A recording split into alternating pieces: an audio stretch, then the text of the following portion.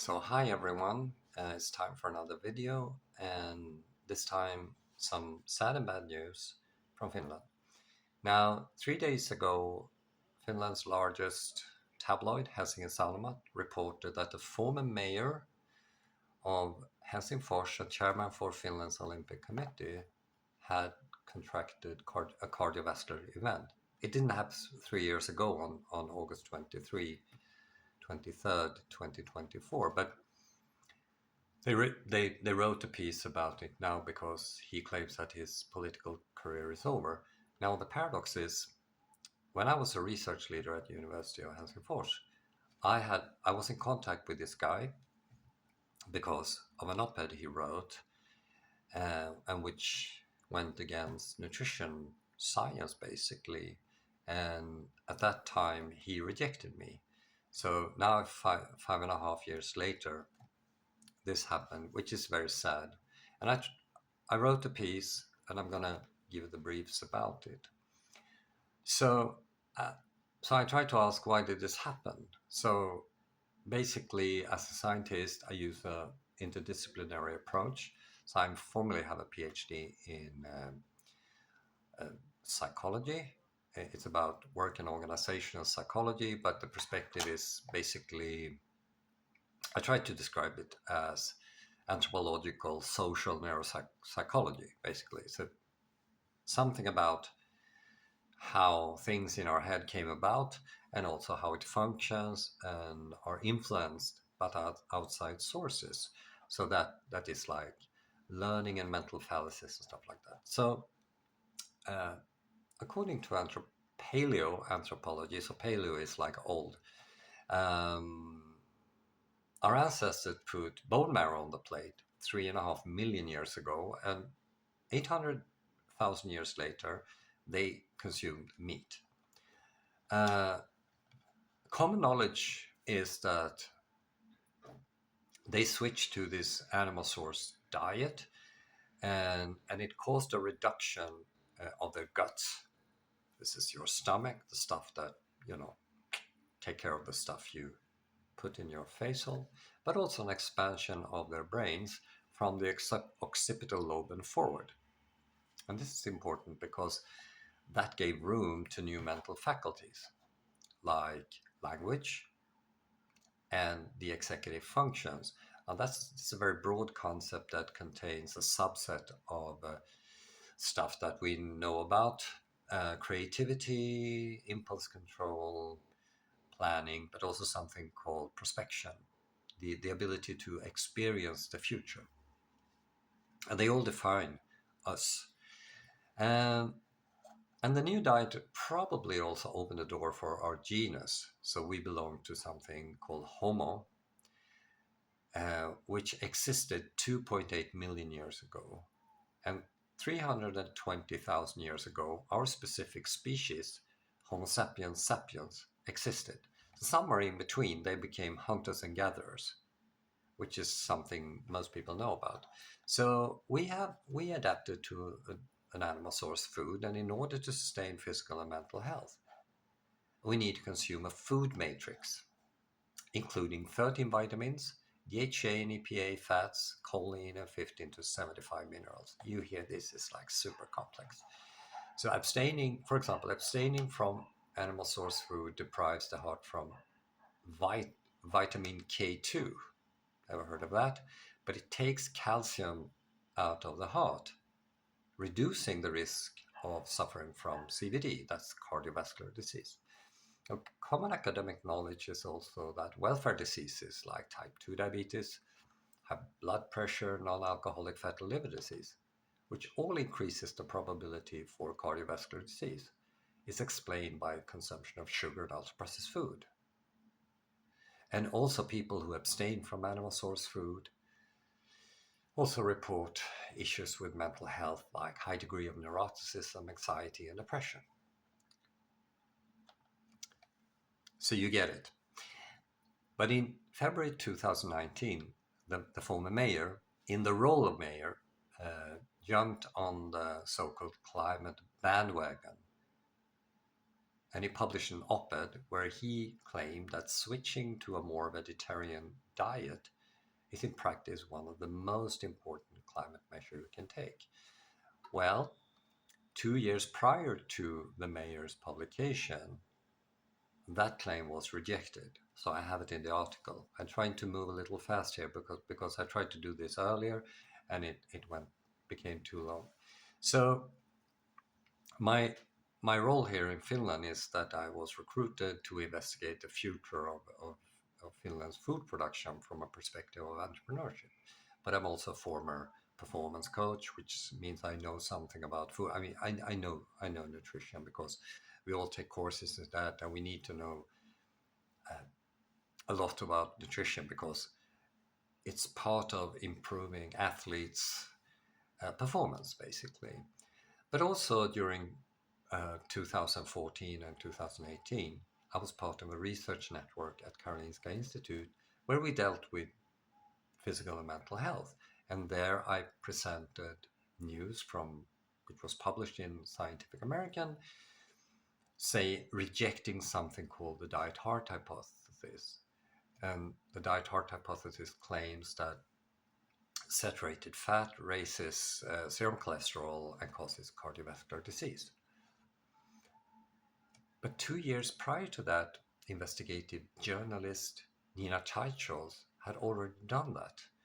And 8 years before that, the Women's Health Initiative, by the way, the most expensive nutrition study ever, has also rejected the diet heart hypothesis.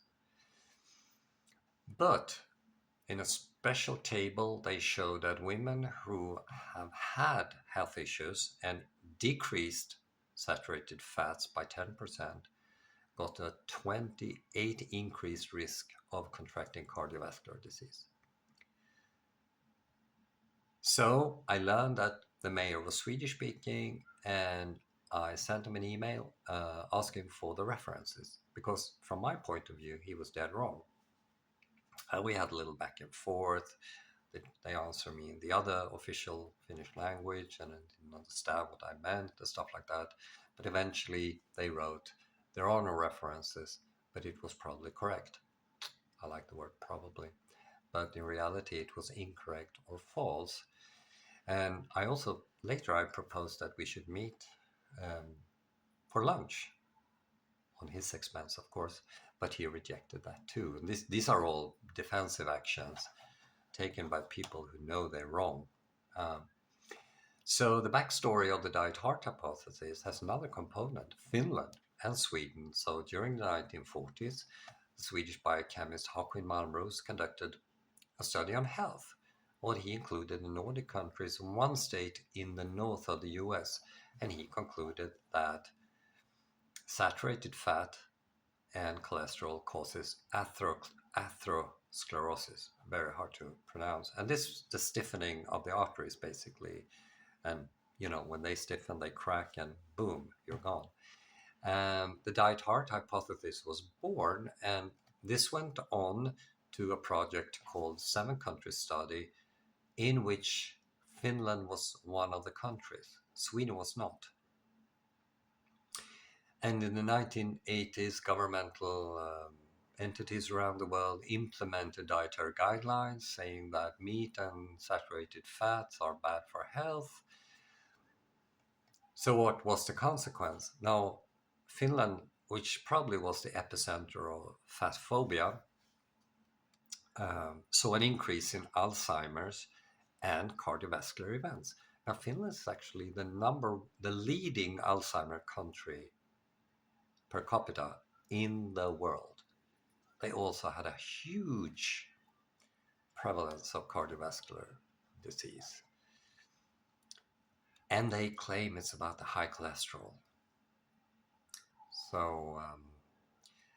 So they have an institute called Health and Welfare, the Institute for Health and Welfare, and in March 2022, they prided themselves that they had convinced Finns to reduce their consumption of butter and salt. But nutrition science show that you need butter and salt to sustain physical and mental health.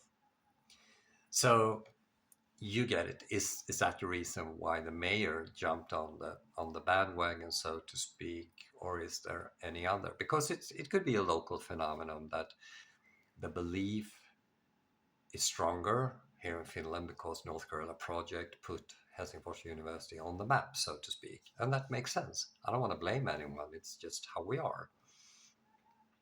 But I know something about psychology, and there's a plethora of studies showing that we tend to fall victim of natural stupidity, which is we tend to believe in information that's prototypical. Fat causes obesity because fat causes, yeah, fat and fat, you know. So the fat in the food becomes prototypical to the fat on your body. That's not true. It's super false. Stuff that is repeated, you know, climate crisis, farming causes climate change, but it's false. And also things that is very easy to get access to. And that's the stuff we've been taught as children. So we we've been we've been trained to have a certain understanding about breakfast, lunch, and stuff like that, and things we should avoid. So yeah, so I'm not blaming anyone. It's just that that's who we are. And believe it or not, I suffered from it from time to time as well. So, but it has other implications for health. This dogmatic stance on food. So in April and May 2022, the Finnish Helsingfors Police Department said that Finnish women's relational aggressiveness, I think they said, is the biggest problem.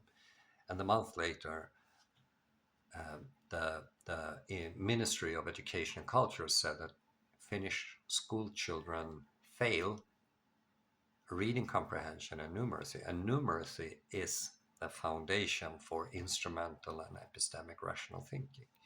So these go hand in hand, of course, because women are the sort of prime parent during the time period when uh, emotional adjustment and cognitive development, the, yeah, the major development takes place. So the proposition made by the mayor um, 5.5 years ago had was very costly, actually, not for himself. Obviously it hit back on himself, but also for the Finnish society because he was the mayor, so he put fire on the false dogma thing. So people believe in authorities. um, so how do we do? So then again, I mean, you can't take it away. This has happened. This is how things are here. And how do we move out of it? You should provide a solution. I mean, whining about now, do I have a solution? Yeah, I do. I think I do. And it goes back to my model, rational entrepreneurial thinking. I urge people to be suspicious about messages and why people send the message. So, for example, I put all the references I use as hyperlinks in the article. So you can just click it and, you know, make up your own mind. Use disjunctive reasoning. Don't dismiss anything. Take the mayor's information, his claims into account, but also other sources. And if you like, you can take the references I use, but use your own if you like. You should come to the same conclusion. Use numeracy. Now that's tricky here in Finland because, you know, the situation here that, yeah. And understand things from a numerical point of view. And I hope he recover and his health will improve, of course. And maybe we have lunch.